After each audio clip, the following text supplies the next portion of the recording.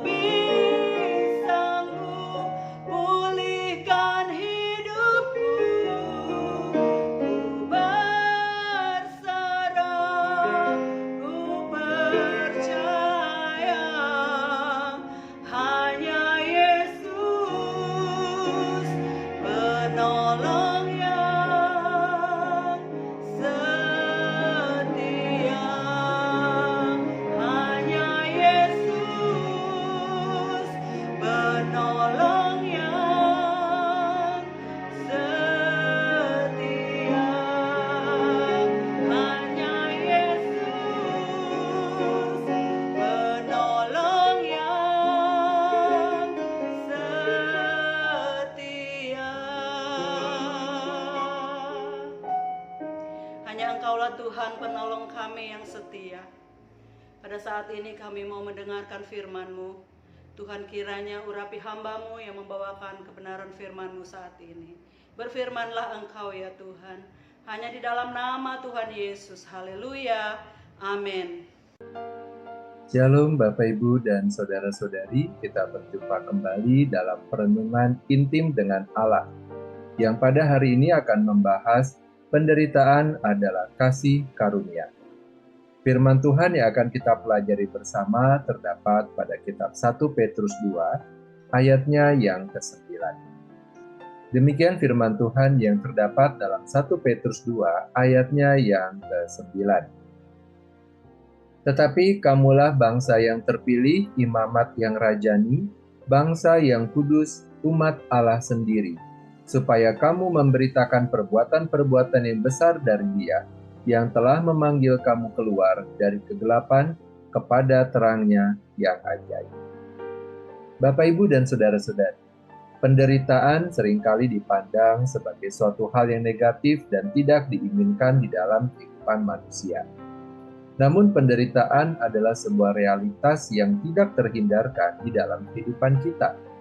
Dalam aspek tertentu kehidupan kita, pasti setiap orang pernah mengalami penderitaan, walau bentuk dan kadarnya berbeda. Baik secara fisik, emosional, maupun spiritual, setiap orang mengalami penderitaan pada satu titik atau babak dalam kehidupannya.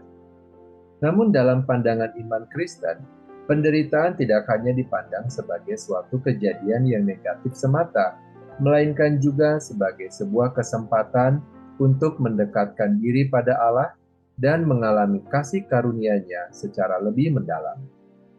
Kita juga perlu memahami bahwa penderitaan yang dimaksud di sini bukanlah konsekuensi akibat pelanggaran kita terhadap peraturan perundang-undangan, tetapi penderitaan yang diakibatkan oleh karena kita memelihara iman dengan benar.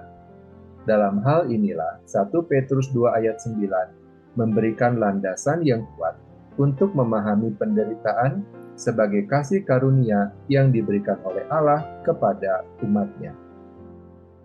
Bapak, Ibu, dan Saudara-saudari, sebelum membahas lebih jauh mengenai penderitaan sebagai kasih karunia, penting untuk memahami bahwa penderitaan bukanlah sesuatu yang asing di dalam iman Kristen. Alkitab penuh dengan kisah-kisah tentang penderitaan, baik itu dalam kehidupan tokoh-tokoh iman seperti Ayub, rasul-rasul perjanjian baru, bahkan Yesus Kristus sebagai anak Allah sendiri tidak luput dari pengalaman penderitaan, terutama saat Ia disalibkan demi keselamatan manusia. 1 Petrus 2 ayat 9 menggambarkan identitas yang istimewa bagi umat Allah. Kita dipanggil sebagai bangsa yang dipilih, imamat yang rajani, bangsa yang kudus, umat kepunyaan Allah sendiri. Dengan demikian, setiap orang percaya memiliki panggilan dan tuntunan yang tinggi dalam iman mereka. Hal ini sejalan dengan yang disampaikan oleh Rasul Paulus di dalam Roma 12 ayat 2 yang mengatakan, "Janganlah kamu menjadi serupa dengan dunia ini, tetapi berubahlah oleh pembaruan budimu, sehingga kamu dapat membedakan manakah kehendak Allah, apa yang baik, yang berkenan kepada Allah, dan yang sempurna." Bapak, Ibu, dan saudara-saudari, kita yang telah ditebus oleh Kristus adalah orang-orang yang dipilih oleh Allah untuk maksud yang khusus. Kita dipisahkan dari dunia ini dan tidak boleh menjalani hidup dengan mengikuti nilai-nilai dunia ini yang salah di hadapan Tuhan. Memang tidak semua ajaran dunia ini salah, tetapi tidak semua hal yang dipandang boleh dan benar oleh dunia ini adalah hal yang dipandang boleh dan benar menurut standar Tuhan yang dikomunikasikan kepada kita melalui Alkitab. Oleh karena itu, kita harus bijaksana untuk dapat mengidentifikasi ajaran-ajaran yang salah, yang sesat, yang diajarkan oleh dunia ini. Misal, dalam bagaimana kita bekerja, berusaha, interaksi kita dengan sesama dan dengan lawan jenis, nilai-nilai kekudusan, nilai-nilai keluarga Kristen, dan hal-hal lain dalam berbagai aspek hidup kita. Kita perlu memastikan bahwa kita mengikuti nilai-nilai yang benar sesuai dengan apa yang dikehendaki oleh Allah, bukan apa yang dipandang benar dan baik menurut dunia ini. Disinilah kita akan menemukan berbagai konflik, yaitu ketika nilai-nilai kebenaran Allah berbenturan dengan nilai-nilai yang dipandang benar oleh dunia, tetapi salah di hadapan Allah. Ketika kita memilih untuk mengikuti kebenaran Allah, dan itulah yang memang seharusnya kita lakukan, disitulah terjadi penderitaan. Kita menderita karena ketika kita memilih untuk melaksanakan kebenaran firman, kita bertentangan dengan dunia ini. Mungkin bertentangan dengan tetangga kita, bertentangan dengan teman-teman kita, dengan keluarga kita, mereka yang belum mengenal kebenaran Allah yang sejati. Tidak hanya itu, bahkan kita bergumul dan berkonflik dengan kedagingan dan nafsu kita sendiri. Kita mengalami penderitaan karena iman kita. Namun penderitaan ini tidaklah sia-sia, melainkan menjadi bagian dari perjalanan rohani yang memperkuat iman dan mendekatkan diri pada Allah. Bapak, Ibu, dan saudara-saudari, penderitaan memiliki potensi yang besar untuk membentuk karakter seseorang. Kisah Ayub dalam Alkitab adalah contoh yang menggambarkan bagaimana penderitaan dapat menguji iman dan ketekunan seseorang, juga sebagai pembentuk karakter dan ketaatan. Meskipun Ayub mengalami penderitaan yang luar biasa, ia tetap setia pada Allah dan memperoleh berkat yang melimpah. Begitu pula dengan nabi-nabi dalam Perjanjian Lama dan rasul-rasul dalam Perjanjian Baru yang mengalami berbagai penderitaan karena iman percaya mereka kepada Tuhan, namun tetap teguh dalam iman dan pelayanan mereka. Penderitaan juga memberikan kesempatan bagi seseorang untuk mengalami kasih karunia Allah secara lebih mendalam. Dalam penderitaan, seseorang dapat merasakan kedekatan yang lebih erat dengan Allah dan memahami kasih-Nya yang tak terhingga. Kristus sendiri adalah teladan kasih karunia yang besar ketika ia menderita demi keselamatan manusia. Melalui penderitaan, kita juga dapat memahami arti sejati dari pengorbanan dan kasih yang tanpa pamrih. Bapak, Ibu, dan saudara-saudari, 1 Petrus 2 ayat 9 mengingatkan kita akan panggilan istimewa yang dimiliki oleh umat Allah. Kita dipanggil, dipisahkan dari ajaran dunia ini, adalah untuk kita dapat hidup sesuai dengan kehendak Allah, memuliakan Dia, dan menikmati Dia selamanya.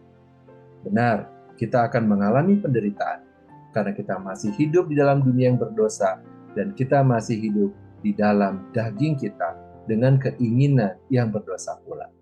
Tetapi kita tidak tunduk kepadanya, melainkan berjuang untuk hidup seturut dengan standar Allah. Ini tidak mudah, tetapi hasilnya adalah kehidupan kekal bersama dengan Bapa di surga. Inilah sebabnya penderitaan adalah kasih karunia. Kuatkanlah hati dan berjalanlah bersama dengan Tuhan. Akuilah Tuhan dalam segala aspek kehidupan kita, maka Ia akan meluruskan jalan kita. Mari kita berdoa. Bapa yang baik, kami berterima kasih untuk firman Tuhan yang telah kami dengarkan pada hari ini, yang kembali menguatkan kami untuk dapat terus berjalan di dalam terang kasih Kristus sebagai umat yang telah ditebus oleh Tuhan dan dipisahkan oleh Tuhan dari dunia ini untuk kami menjalani hidup secara kudus layak, dan berkenan di hadapan Tuhan. Kami menyadari bahwa panggilan ini adalah panggilan yang mulia, tetapi kami juga menyadari bahwa panggilan ini tidak ringan. Banyak pergumulan yang akan kami hadapi ketika kami berkomitmen untuk hidup seturut kehendak Tuhan. Bahkan mungkin sekali kami akan menghadapi berbagai penderitaan. Tetapi kami percaya jika Engkau bersama dengan kami, maka kami akan dapat cakap menanggung segala perkara bersama dengan Engkau yang memberikan kami kekuatan. Oleh karena itu kami berdoa ya Tuhan, berikanlah kepada kami hikmat yang kami perlukan untuk kami dapat mengetahui kehendak Allah dalam hidup kami, dan juga kekuatan untuk kami dapat menjalani hidup kami seturut dengan cara yang berkenan di hadapan Tuhan. Kini kami mohonkan kepadamu ya Bapa, kiranya damai sejahtera dari Allah Bapa, cinta kasih dari Tuhan Yesus Kristus, serta persekutuan dengan Allah Roh Kudus menyertai kami sampai kedatangan Tuhan yang kedua kali. Di dalam nama Tuhan Yesus kami berdoa. Amin. Demikianlah pembacaan firman Tuhan dan perenungan intim dengan Allah pada hari ini. Sampai bertemu kembali di dalam pembacaan firman Tuhan dan perenungan intim dengan Allah berikutnya. Tuhan Yesus memberkati.